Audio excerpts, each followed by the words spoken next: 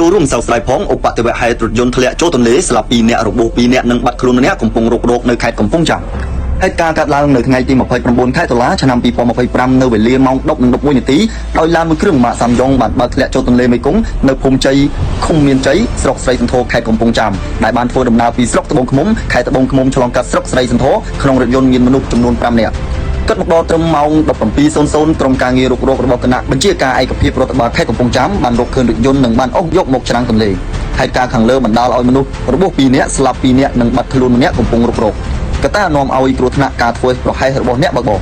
អភិបាលខេត្តកំពង់ចាមអាយដាមអ៊ុនច័ន្ទដាបានចូលរួមសោកស្ដាយចំពោះក្រុមគ្រួសារនៃសពរងគ្រោះក្នុងឧបទ្ទវហេតុរថយន្តធ្លាក់ចូលទន្លេនិងបានអំពាវនាវទៅដល់អ្នកបើកបរសូមគោរពច្បាប់ចរាចរណ៍និងប្រកបដោយការទទួលខុសត្រូវខ្ពស់